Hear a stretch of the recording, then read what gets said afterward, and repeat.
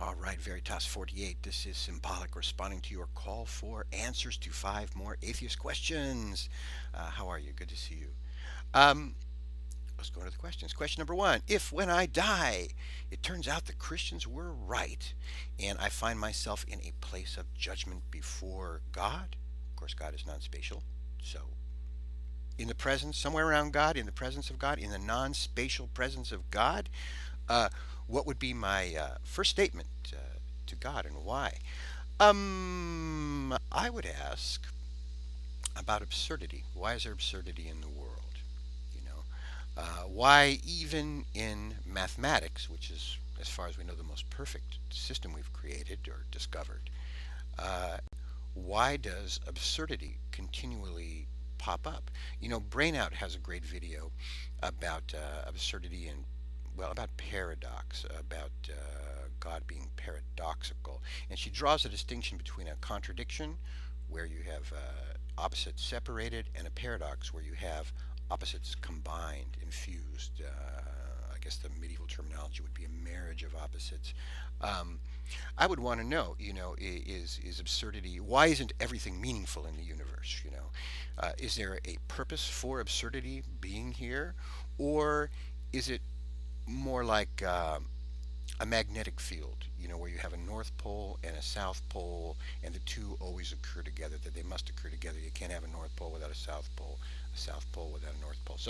So which, you know, what is it with absurdity? Can you have a meaningful world and just drop absurdity into it, or is absurdity embedded in the very heart of meaning? That's what I would ask. Of course, I'm standing in a place of judgment, but I'm going to push that aside. I'd rather learn something besides, you know, uh, you know, what kind of defense can you offer, right? Oh, question number two would be why I would ask about suffering. But in any event, that'd be my second question. What type of evidence uh, would be necessary, and to what degree would be sufficient for me to arrive at a belief in God? That's an interesting one. I responded to a thought experiment video a while back. I really don't know what what evidence would actually convince me. I mean, what could not possibly be a delusion? I mean, we know people. There are people who live in worlds that, in realities that are not at all shared. They're isolated realities.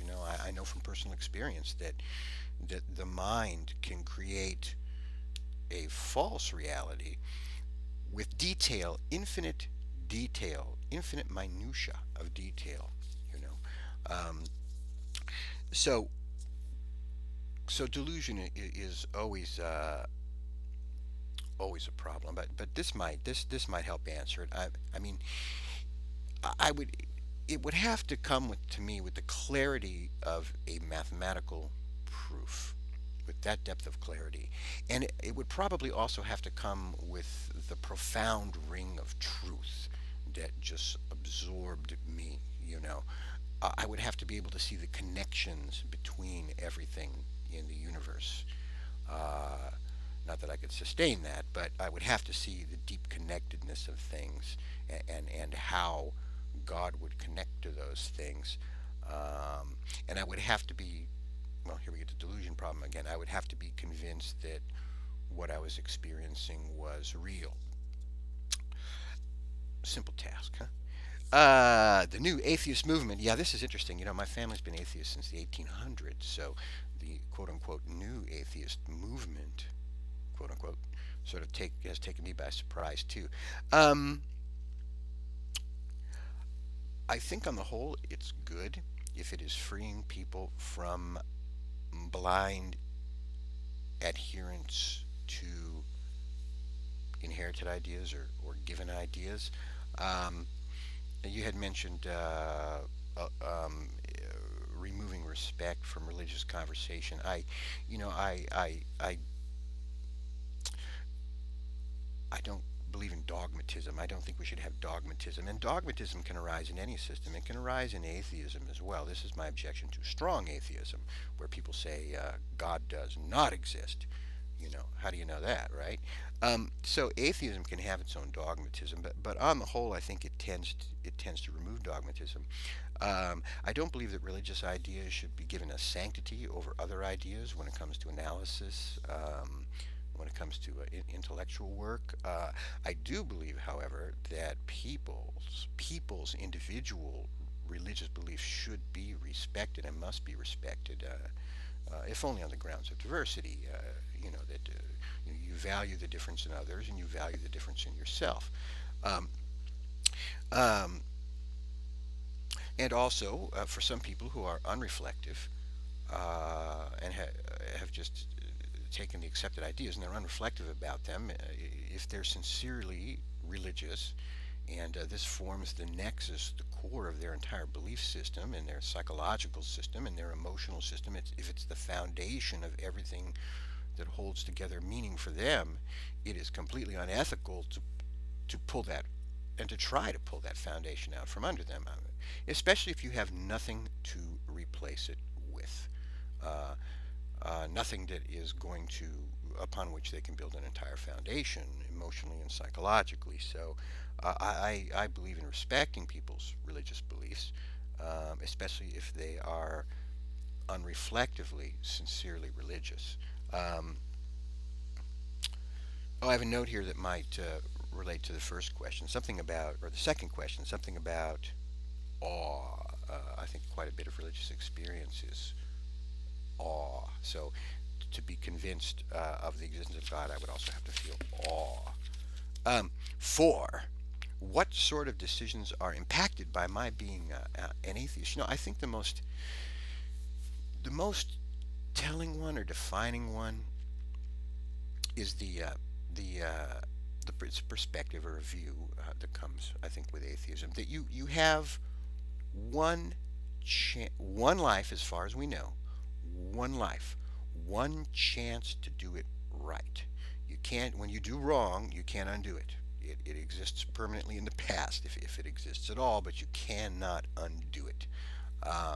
And of course, the consequences immediately escape you. It ripples out into the universe. There's no way to take it back. Very rare that you can undo something or the consequences of something that you do wrong. And there is really no forgiveness. And not that forgiveness should be sought. So you got one chance to do it right. So it leads to conducting yourself properly. One chance to conduct yourself properly, and one chance to make your life a work of art. Uh, so that's answer to number four. Number five. What's more important to me, acquiring true belief or not acquiring false belief? Of those two, I think acquiring uh, true belief. But belief isn't so relevant. I mean, I only talk about belief when I talk about religions in which belief is emphasized. When I talk about certitude, and I don't. I mean, I do spend a part of my day, because I investigate for a living. I'm trying to establish facts. Trying to establish fact is difficult. I've come to almost to the conclusion, not quite, but almost to the conclusion that there is no fact. That we have just a lot of multiple subjectivities.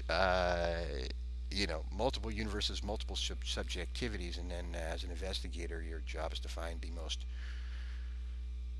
rational explanation, making allowances for people's weaknesses and people's motivations. Um, but there are fewer facts than we believe, is probably the best way I should put it. Um, in any event, in my life, I don't worry so much about belief. I think quite a bit about creativity, about living a creative life, and a life that will create greater wisdom, greater understanding, greater insight, and more importantly, greater creativity. So for me, creativity sort of trumps uh, belief, accurate or inaccurate, true or false. Of course, I'm saying that based on some foundation of unconscious belief in various things, but uh, But I would say creativity wins out on that one. That's pretty much the story, my friend. Hey, I will. I'd like to. I'm gonna. I haven't watched your prior video, your original 5 questions for atheists. I'll take a look at it, and I may respond to it. Thanks for asking the questions, and thanks for watching and listening. Veritas48. Good to see you. Bye bye.